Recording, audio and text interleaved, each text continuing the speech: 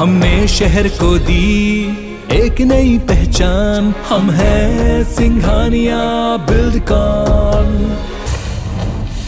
उत्तर प्रदेश में third phase की voting खत्म हो गई है। सभी मतदाताओं ने ईवीएम में प्रत्याशियों के भविष्य का फैसला कर दिया है। 16 जिलों की 59 सीटों पर 60.08% वोट डाले गए हैं। शुरुआती घंटों में वोटर्स का जोश हाई रहा। बुजुर्ग और दिव्यांग भी अपने वोट के अधिकार का इस्तेमाल करने के लिए पहुंचे। यूपी में 59 सीटों पर 627 उम्मीदवार मैदान में हैं। पंजाब में सभी 117 विधानसभा सीटों के लिए मतदाताओं ने प्रत्याशियों के भाग्य का फैसला कर दिया है। दोपहर 3 बजे तक 64% मतदान हुआ है। सबसे ज्यादा 58% मतदान मलेरकोटला में हुआ, जबकि मोहाली में सबसे कम मतदान हुआ। वहीं पंजाब विधानसभा के 117 सीटों पर कुल 1304 प्रत्याशियों के भाग्य का फैसला होगा। उत्तर प्रदेश के हरदोई में जनता को संबोधित करते हुए पीएम मोदी ने बीजेपी की जीत का दावा किया है। उन्होंने कहा कि पहली होली 10 मार्च को बीजेपी की बम्पर जीत के साथ मनाई जाएगी। इसके लिए मतदान केंद्रों पर तैयारी करनी होगी। यूपी की जनता हमें आशीर्वाद दे रही है। प्रधानमंत्री ने अहमदाबाद ब्लास्ट केस का जिक्र करते हुए समाजवादी पार्टी पर हमला बोला। पीएम ने आरोप लगाया कि समाजवादी सरकार ने आतंकियों के केस वापस लिए। इन लोगों ने शमीम अहमद नाम के आरोपी पर चल रहे मुकदमों को वापस लेने का फैसला ले लिया था। उत्तर प्रदेश के उन्नाव में पीएम मोदी ने कहावत के जरिए समाजवादी पार्टी पर निशाना साधा। उन्होंने कहा कि थोथा चना बाजे घना, ये कहावत घोर परिवारवादियों पर बिल्कुल फिट बैठती है। हमारे ये घोर परिवारवादी भी खूब ढींगे हाँक रहे हैं, भी ये लोग दिन में सपने देख रहे हैं। पीएम मोदी ने कहा कि जिस सीट को ये लोग सबसे ज्यादा सुरक्षित मानकर बैठे थे, वो भी हाथ से निकल रही है। जिस पिता को मन से धक्के देकर हटाया था, जिसे अपमानित करके बीजेपी पार्टी पर कब्जा जमाया था, उसी से गुहार लगानी पड़ी कि मेरी सीट बचाइए।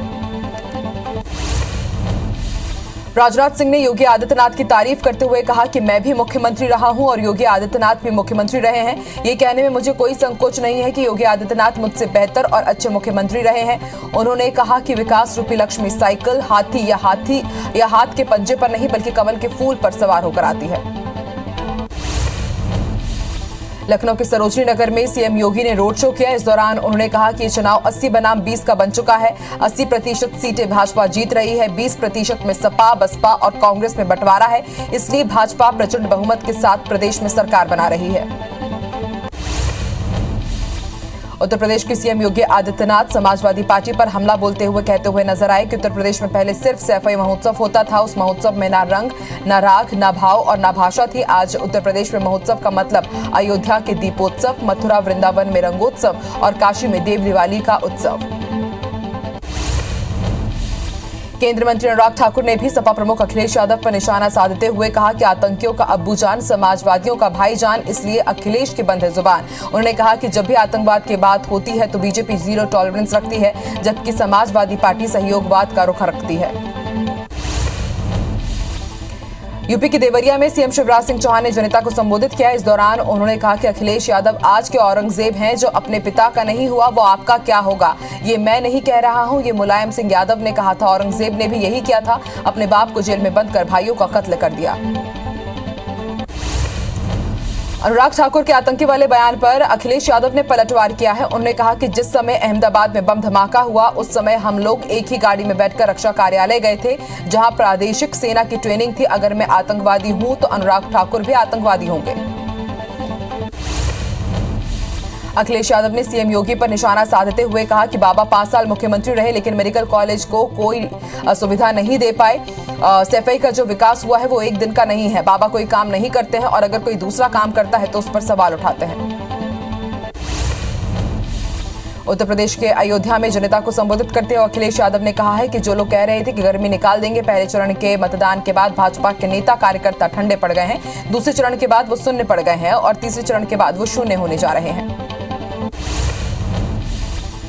यूपी के रायबरेली में जनता को संबोधित करते हुए कांग्रेस महासचिव प्रियंका गांधी ने बीजेपी पर निशाना साधा। उन्होंने कहा कि जब महिला, दलित, किसान, नौजवान सुरक्षित हैं तो किस बात की सुरक्षा की बात कर रहे हैं। ये सरकार अपनी सुरक्षा चाहती है, किसी भी हालत में सत्ता में रहना चाहते हैं। सपा, बसपा सब बीजेपी की राह पर चल रहे हैं।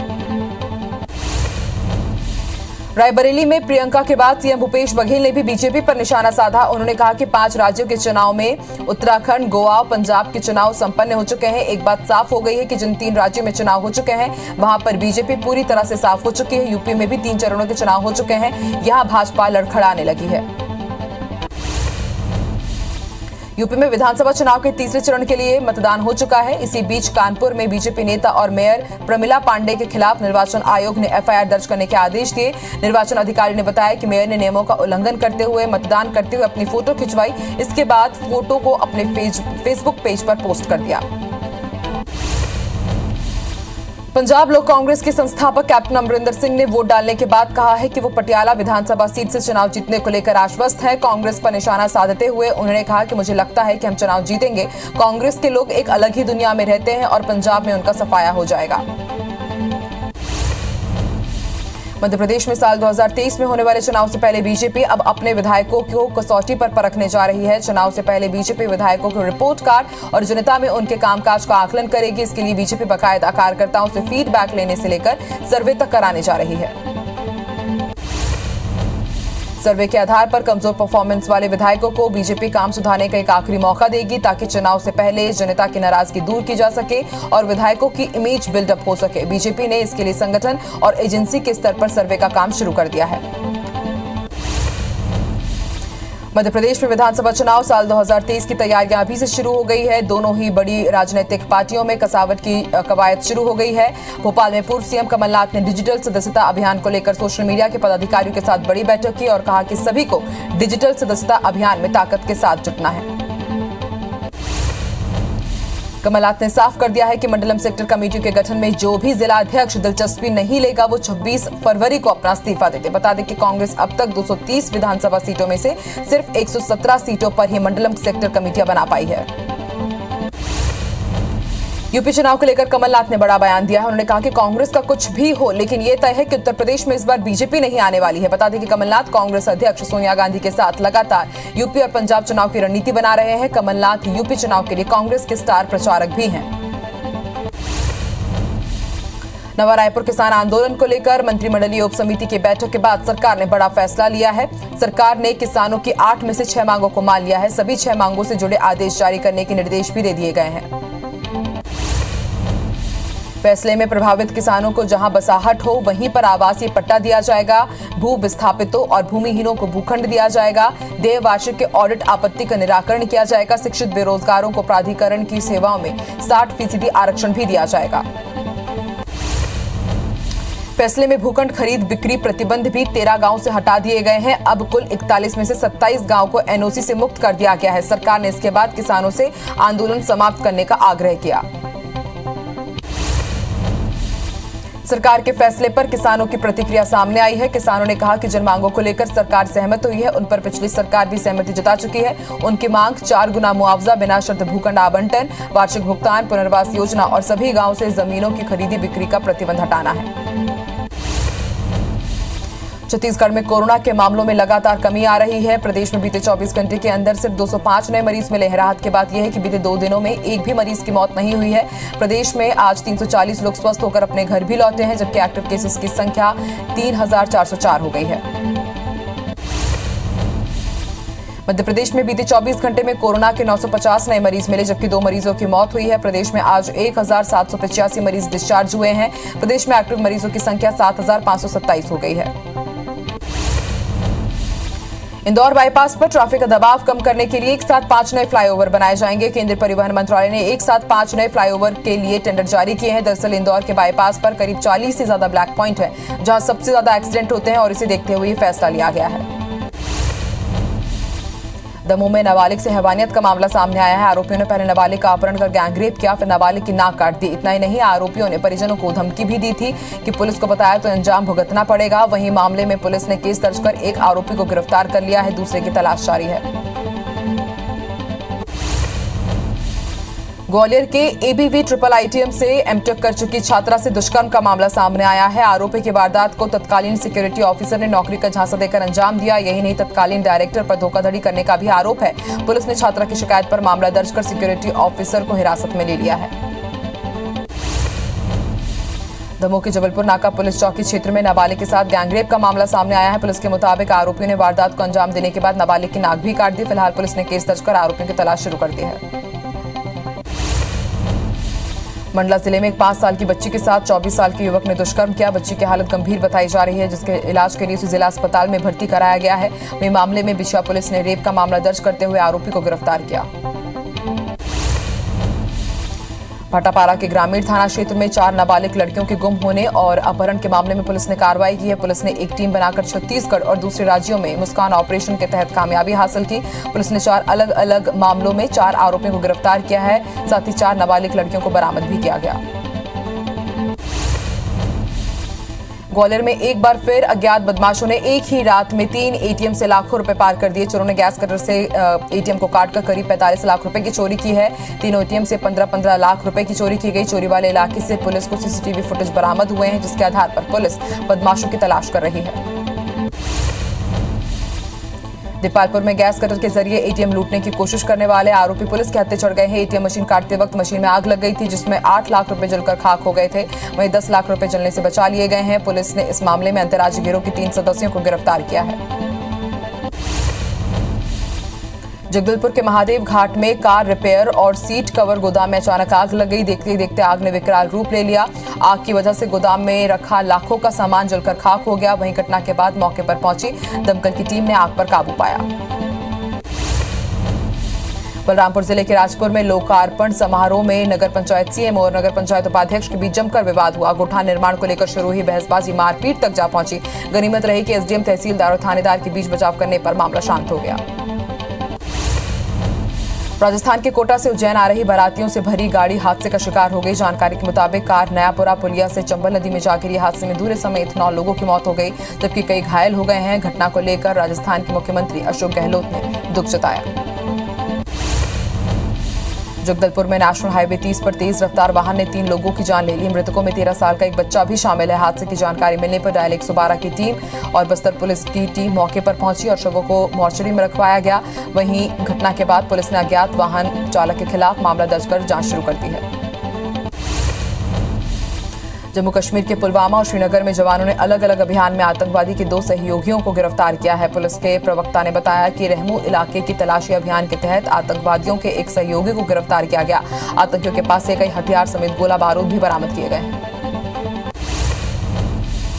सूरजपुर के धर्मपुर गांव में पत्नी को जलाकर हत्या करने वाले आरोपी पति को पुलिस ने गिरफ्तार कर लिया है। दरअसल 15 फरवरी को पत्नी सावित्री ने आरोपी पति को एक थप्पड़ मार दिया था, जिससे नाराज होकर आरोपी ने फावड़ा से वार कर पत्नी की हत्या की और रात में उसे अपनी बाड़ी में ले जाकर जला दिया। इसके बाद बेटी की शिकायत पर पुलिस ने पति को गिरफ्तार किया। तमतुरी जिले की बेरेझर पुलिस ने जुआ खेलते हुए 10 जुआरियों को गिरफ्तार किया है। आरोपियों के पास से 42,000 रुपए नकद और ताश की पत्ती भी बरामद की गई। मुखबिर की सूचना के आधार पर पुलिस ने नहर किनारे खेत में जुआ संचालित हो रहा था। उसके बाद सूचना मिलते ही पुलिस की टीम ने जुआरियों को चारों तरफ से घेरते हुए गिरफ्तार किया। प्रदेश में एक बार फिर चिटफंड कंपनियों के पीड़ित निवेशकों ने अपनी आवाज बुलंद कर दी है। दुर्ग जिले में आज ऑल इन्वेस्टर सेफ्टी ऑर्गेनाइजेशन के पदाधिकारियों और PASCL कंपनी के निवेशकों ने दुर्ग सांसद विजय बघेल से मुलाकात की, जिसमें उन्होंने सेबी द्वारा निवेशकों का पैसा जल्द दिलाने, लोकसभा के प्रश्नकाल में मुद्दा उठाने की मांग की। कटनी की GRP पुलिस को चेकिंग के दौरान बड़ी सफलता हाथ लगी है। पुलिस ने शनिवार की रात कटनी रेलवे स्टेशन से 19 लाख रुपए सोना बरामद किए हैं और RPF ने शक्तिपुंज एक्सप्रेस में रूटीन चेकिंग की और संदेह के आधार पर रेलवे पुलिस को जानकारी दी गई। सतना पुलिस ने बीते दिनों सतना शहर में हुई 4 बड़ी चोरियों का खुलासा किया है, जिसमें 4 घरों का ताला तोड़कर एक चोर गिरोह ने लाखों की चोरी की थी। पुलिस ने इस गिरोह के 3 सक्रिय सदस्यों को गिरफ्तार कर लिया है। इनके पास से 11,75,000 रुपए की जेवरात और नकदी बरामद की गई। जबलपुर के परासिया गांव में नवंबर महीने में हुई अंधे कत्ल की गुत्थी को पुलिस ने सुलझा लिया है। 60 साल के गया प्रसाद कुसराम की हत्या जादू टोने के शक में की गई थी। पूरे मामले का खुलासा करते हुए पुलिस ने 5 आरोपियों को गिरफ्तार किया है। साथ ही हत्या में इस्तेमाल किए गए हथियार को भी बरामद किया गया। PHE मंत्री गुरु रुद्र कुमार आज कवर्धा दौरे पर रहे, जहां उन्होंने शहर की वीर स्तंभ चौक में आयोजित सतनामी समाज के जिला स्तरीय बैठक में शामिल हुए। बैठक के दौरान SC/ST सामाजिक संगठन अधिकारी कर्मचारी के कार्यकर्ताओं ने मंत्री के कार्यक्रम का विरोध भी किया। हालांकि पुलिस द्वारा समझाइश देने के बाद प्रदर्शनकारी लौट गए। मुख्यमंत्री भूपेश बघेल के निर्देश पर बलरामपुर जिले में अब सड़कों का जाल बिछने लगा है। पुरानी सड़कों के मरम्मत का काम शुरू हो गया है, वहीं नई सड़क भी बनने के लिए तैयार हो चुकी है। इसी कड़ी में संसदीय सचिव चिंतामणि महाराज ने आज करोड़ों की लागत से बनने वाली सड़क का भूमि पूजन किया। संत गहरा गुरु की पत्नी मां पूर्णिमा के नाम पर बलरामपुर जिले के राजपुर में फॉरेस्ट द्वारा बनाए गए पार्क का उद्घाटन किया गया। संत गहरा गुरु के बेटे और सामरी विधायक चिंतामणि महाराज ने विधि विधान के साथ पूजा पाठ करते हुए इसकी शुरुआत की। पार्क में एडवेंचर्स के साथ कई दर्शनीय स्पॉट का भी निर्माण किया गया है। दमोह के जबेरा में शून्य नदी पर बने नवनिर्मित पुल का उद्घाटन करने केंद्रीय मंत्री प्रहलाद पटेल पहुंचे। उद्घाटन के बाद उन्होंने पुल का निरीक्षण भी किया। उस दौरान उन्होंने कहा कि दोनों पुल हम सभी के लिए आने वाले समय में बहुत उपयोगी सिद्ध होंगे, साथ ही लोगों को हो रही समस्याओं से निजात मिलेगी। जांजगीर चांपा के जिजीपुर विधानसभा क्षेत्र के बसपा विधायक केशव चंद्रा सपेरे के रोल में नजर आए। दरअसल केशव चंद्रा भतीजे की बारात में शामिल होने के लिए अपने कार्यकर्ताओं के साथ पहुंचे थे, जहां बारात में वो नागिन की धुन में जमकर नाचे। इस दौरान वो सपेरे के रोल में नजर आए। विधायक केशव चंद्रा के डांस का ये वीडियो जमकर वायरल हो रहा है।